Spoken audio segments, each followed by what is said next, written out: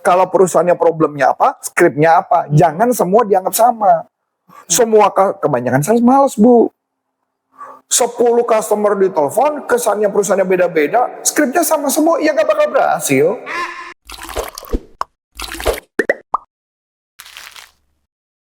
Bukunya kali ini tentang cold calling. Nah, siapa sih yang nggak tahu cold calling ya, sahabat sales ya? Pastinya kita pernah mendengar tentang cold calling atau melakukan cold calling itu sendiri. Kali ini kita mau bahas buku Take the Cold Out of Cold Calling, karya dari Sam Richard. Oke, kita mau bahas lebih jauh ya, apa sih sebenarnya gambaran umumnya dari buku ini ya, yang pengen kita tahu, siapa tahu ada tips dan trik menarik nih buat sahabat sales. Oke, langsung aja kita tanyakan dengan Coach Arif. Halo Coach. Hai. Coach, kita mau bahas bukunya Sam Richard nih, tentang cold calling. Cold calling kan udah biasa nih pastinya. Iya. Cold calling udah biasa sales, tapi yang biasa cold calling. Tapi kalau sales-sales zaman sekarang banyak kan agak berat, Bu. Jarang banget cold calling. Bahkan, kenapa ya Coachnya? Ibu masih ingat nggak waktu itu ada satu perusahaan ngontek kita dan kemudian mengadakan kayak tender, dia minta cold call, dan lucunya si vendor lain nanya, pertanyaannya adalah, kalau cold call ini, prospecting ini database-nya disediain apa enggak? Ibu denger nggak? Lah kan lucu, namanya cold call, Bu. Oh, itu bersama dengan, mencari prospek. Iya, cold call itu kan artinya dia nggak punya data, disuruh telepon aja, chat, telepon aja, kontak aja, gitu loh, Bu. Jadi kalau database ada, nggak tahu, nggak ada, ya cari aja. Oke. Nah, ini yang menarik di konsep cold calling. Jadi, bagaimana caranya kita cold calling prospek customer supaya dapat order. Kebetulan saya bisa mengatakan saya sangat jago di bidang ini gitu loh. Sangat jago di bidang ini, bagaimana bisa bikin janji ketemu orang dengan tanpa database. Karena saya pribadi ya Bu, agak meremehkan orang-orang yang ngaku bahwa saya punya database. Saya menemukan gini Bu ya, kalau orang itu punya database, kalau dia beneran jago, kan dia nggak mungkin keluar kerja Bu. Tapi kalau mama orang dia punya database, tapi mau ngamar kerja di tempat lain, tapi dengan bawa database, berarti kesimpulannya apakah dia jago jualan? Ya kagak, cuma punya data doang. Terus datanya buat apa? Kalau dia udah keluar, datanya udah main. Nggak pindahin juga, bisa juga kan gitu maksudnya. Jadi, saya lebih mempercayai orang yang mau kerja keras, dia punya database. Maka buku ini adalah buku wajib yang wajib dibaca. Gitu ya. Bahkan memang ada pelatihannya juga di tempat kita, namanya Cold Call Mastery. Cold Call bagaimana caranya untuk melakukan prospek dan sebagainya. Nah, kita masuk lebih dalamnya, Bu. Saya nggak tahu kenapa kalau mau ngomongin kayak gitu-gitu suka sebel aja kadang para sales yang agak tanda kutip cemen lah menurut saya. Kayak cemen lah, yang maka apa minta database ada nggak? Gitu menurut saya gitu ya. Dia ada sesuatu yang dikhawatirkan ya kalau nelpon. Iya, takut banget. Padahal ketemu aja kagak gitu kan. Masih ingat nggak karyawan kita bisa ngomong? Kan kita nggak ketemu lihat mukanya aja kagak. Kalau diludahin juga nggak kenal, orang ditelepon kok. Kenapa mentalnya takut banget gitu loh. Nah, siapa itu yang ngomong itu? Ada satu dulu karyawan kita, satu sales. Dia aja masih inget kok kayaknya. Ya, kayaknya langsung lanjut ya. Nah, jadi buku ini mau ngajarin bagaimana caranya cold call. Bukan apa-apa, modelnya adalah nge-push sales. Jadi pushy selling, nge-push. Atau janji diskon. Janji diskon apa-apa udah diskon dulu. Ibu pernah nggak ngalamin datang ke sebuah pameran, atau nggak usah pameran lah, di mall. Ibu lagi jalan, Ibu datang ke tempat pamerannya, lagi kebetulan lihat aja, totalnya salesnya nyamperin. Terus langsung ngomong apa? Langsung ngomong apa? Bu, ada diskon, ada promo. Lah, belum ngomong produk, udah ngomong diskon duluan. Nah, itulah makanya kenapa saya suka sebel banget sama sales-sales yang belum apa-apa, udah nawarin diskon. Lah, gue belum tahu produknya bagus apa enggak, cocok apa enggak, betul enggak? Iya. Nah, kayak gitu. Nah, jadi apa yang menarik di dalam buku ini cuma ngajarin hal yang sederhana. Satu, riset dulu sebelum melakukan panggilan. Sebelum call, belum telepon, riset tentang customer. Dua, personalisasi berbasis data. Jadi, artinya perusahaannya apa, skripnya apa. Kalau perusahaannya problemnya apa, skripnya apa. Jangan semua dianggap sama. Semua kebanyakan sales males, Bu. 10 customer ditelepon, kesannya perusahaannya beda-beda, skripnya sama semua, ya nggak bakal berhasil. Nah itu ya. Dan yang berikutnya adalah berikan values sebelum mereka minta. Values itu bukan kasih diskon. Balik lagi, nah ini kalau kayak gini-gini makanya saya emosi banget tuh beneran. Apa-apa mintanya diskon mulu, sebel banget bukan sales-sales yang kayak gitu ya. Nah jadi Jadi ada lima teknik nih yang dibahas dalam buku ini. Ini menarik banget buat saya. Yaitu yang pertama adalah lakukan riset by web. Dan sekarang menariknya bukan by web saja, Bu. Kalau zaman saya dulu waktu jadi sales, buku Yellow Pages, Bu.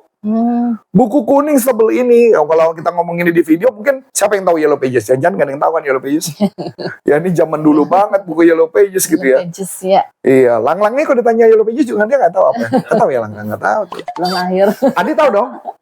Tahu, tapi saya nggak pernah lihat langsung gitu. Oh nggak pernah ya. Yellow Pages tuh buku setebel ini. Itu isinya iklan yang ngeluarin dari salah satu menyebut merek gitu ya. Jadi sebel ini. Jadi kalau kita mau nelfon customer tuh kita buka dulu halamannya, cari. Misalkan mau telepon arsitektur, cari arsitektur gitu tebel. Nah, jadi cari riset. Kalau zaman sekarang carinya adalah based on web. Based on web, cari websitenya, cari prospeknya, cari nama perusahaannya, buka di LinkedIn. Dan yang menarik sekarang, nah ini yang saya kasih gambaran, Bu. Makanya kan ada yang pakai LinkedIn, pakai macam-macam. Sekarang nggak usah susah-susah, Bu. Pakai Perplexity. Itu AI. Masuk di Perplexity, cari nama perusahaan, masukin alamat website perusahaannya, minta informasi sama mereka, problem mereka apa, kebutuhan mereka apa, itu keluar semua, Bu. Kok dari mana Perplexity bisa cari? Jawabannya gampang. Perplexity cari di dunia internet, dia cari prospektusnya, cari problemnya apa, itu keluar. Kalau Ibu masih ingat waktu kemarin kita ada satu project di Bandung, rencana mau project di Bandung, saya nyari Perplexity, Bu, itu aja berjam-jam saya nyari loh. Keluar data kebutuhannya apa, customernya apa, makanya saya bisa buat. Yang kedua adalah one thing approach. One thing approach artinya kita kalau nelfon prospek yang kita omongin satu aja. Jangan semua produk. Anda punya 10 produk. Anda fokus aja satu produk. Yang mereka butuhkan dulu. Masuk dulu. Setelah sudah masuk, baru nanti kalau ternyata mereka ada kebutuhan lain, baru kita tawarin produk lain. Kesalahan sales kagak. Datang, telepon, nyebut 10 produk. Ini nggak boleh. Jadi kita fokus ke satu hal aja. Nah, yang ketiga adalah cari tahu secara sosial. Yaitu adalah browsing di internet. Masih ingat nggak? Ada satu trainer kita yang senior, Coach Indra, itu dia perlu, kan dia orang zaman dulu ya. Kalau orang zaman dulu berarti kan dia nggak ngerti tentang kondisi masa sekarang dong. Maka saya suruh bilang dia bukalah Instagram, bukalah YouTube Short, bukalah TikTok. Dia baru ngerti ada istilah namanya bocah-bocah kosong. Nah, inilah yang dikasih gambar dalam konsep social listening. Jadi kita perlu tahu apa yang jadi tren sekarang. Semakin kita tahu tren, semakin mudah kita jualan. Misal tren itu berkaitan dengan apa? Berkaitan dengan kebutuhan Indonesia. Misalkan contoh yang sekarang lagi ngetop, berkaitan lagi rame apa? Tentang Menteri Keuangan yang baru. Berarti lagi menarik tentang apa? Saham misalnya. Ya udah kita bahas aja tentang itu gitu loh. Atau yang lagi menarik tentang apa? Pajak. Ya udah kita ngomongin tentang pajak aja yang lagi seru nih, gitu loh. Pajak warisan. Pajak warisan. Iya kan? Jadi kita punya topik gitu loh. Kalau zaman dulu kan harus, istilahnya kalau sales ya Bu, harus beli koran Kompas. Buka dulu koran Kompas, baca dulu. Saya gitu dulu Bu. Setiap pagi buka koran Kompas, isinya apa? Cari berita. Saya nggak suka yang namanya olahraga, saya nggak suka. Saya buka kolom olahraga dulu, karena paling gampang dihafalin. Jadi baca dulu kolom olahraga, kolom politik, semua udah. Koran udah. Yang penting apa? Supaya ke dia kalau mama ibu nana, kenapa dulu beli koran Kompas? Jawabannya cuma satu. Saya butuh bahan untuk ngomong. Kalau sales sekarang, pada males. Padahal tinggal nyari di sosial media. Yang dicari topik lain. Ya kan? Makanya nggak bisa ngomong kan? Ya. Nah, yang keempat adalah, yang penting adalah pendekatan, jangan neken. Jangan neken, jangan ngejar-ngejar. Kebanyakan para sales ngapain? Dikejar terus menerus kan? Nah, itu yang membuat orang customer jadi males banget. Dan yang terakhir adalah bagaimana kita menaiki, istilahnya climb the ladder. Jadi naikin tangga, Bu. Naikin tangga hubungan. Jadi maksudnya kalau kita mau jalin hubungan, jangan buru-buru lah, pelan-pelan, deketin gitu loh. Bahkan kalau Bu Ana tahu ya, kemarin jadi ceritanya kita lagi sambil pelatihan kemarin, Bu. Itu kita pada ngobrol semua. Kita tuh lagi ngedeketin satu customer, kita deketin, tempelin semua, Bu. Jadi yang si coach siapa deketin siapa, yang coach ini deketin siapa, pokoknya kita ngedeketin semua orang. Tujuannya cuma satu, bagaimana jalin hubungan. Dan bahkan sampai punya rencana nih kalau ketemu lagi kita bahkan ledek-ledekan gitu sama si coach Avner ya, ledek-ledekan. Lu perlu belajar sulap lu kayak Rahul kemarin sulap gua gitu. Kayak gitu-gitu, Bu. Karena memang sebagai seorang sales itu idealnya adalah harus bisa menjalin hubungan untuk bisa menciptakan percakapan kepada orang lain. Nah kayak gitu, Bu. Nah itulah yang dipakai di dalam buku ini supaya ketika cold call, nelfon, dia pakai skrip bisa tepat gitu loh, Bu. Berapa lama ya kalau riset begitu ya, Coach? Riset calon customer kan? Kalau zaman sekarang ya, Bu. Kalau zaman dulu memang lama. Ini bukan zaman dulu ya, Bu. Kalau zaman dulu ya, zaman dulu saya tuh biasanya malam sekitar dari bukan malam sih, sore jam 4 gitu ya, jam 3 jam 4 kalau udah nggak ada kesibukan, saya melakukan riset dulu, Bu. Jam 4 saya melakukan riset sampai jam 6 baru pulang. Nah, jadi risetnya itu yang akan saya pakai buat besok telepon lagi, Bu. Pagi-pagi, begitu jam 8 saya udah telepon, saya udah tahu nih siapa yang mau saya telepon. Nah, kebanyakan sales sekarang nggak gitu. Males, dia nggak riset juga, enggak, dibiarin gitu loh, jalan aja kerja gitu loh. Jadi sibuknya pagi-pagi cari dulu tentang perusahaan itu, cari informasi, keburu telat gitu loh, keburu nanti udah jam 11 gitu loh, mendingan risetnya ada sore. Nah kalau sekarang enak, Bu, pakai Perplexity, buka aja Perplexity, tinggal masukin keyword, kita riset apa, nanti keluar, jadi besok pagi kalau mau nelfon, tinggal nelfon doang gitu loh, Bu. Ini masalahnya mau rajin apa enggak gitu aja sih, Bu. Ya, jadi riset 2 jam itu bisa nelfon berapa banyak cold call ya? Kalau zaman dulu nggak banyak, Bu. Dulu saya tuh cuman mungkin walaupun saya nelfon banyak, tapi saya udah ngincar 4 atau 3 perusahaan udah saya incar. Zaman dulu ya. Kalau zaman sekarang sih enak banget, Bu, pakai Perplexity kita udah bisa ngincar tuh. Nah, pada saat kita incar itulah kita buat skrip. Jadi misalkan gini, halo, nama saya Antonio Sarif dari perusahaan. Saya mendapat informasi bahwa perusahaan Anda, nah hasil riset tuh. Betul dong, hasil riset ini. Kami bisa membantu Anda untuk meningkatkan, kalau bahasa saya gini, meningkatkan atau menurunkan. Meningkatkan apa? Revenue, meningkatkan apa? Menurunkan berarti menurunkan apa? Biaya, menekan biaya. Dan saya ingin mengajak Anda bertemu, ya, saya minta waktu cuma 30 menit saja. Bisa hari Selasa atau Rabu. Nah kayak gitu langsung closing. Jadi kayak gitu ya. Jadi saya ulangi lagi skripnya awal.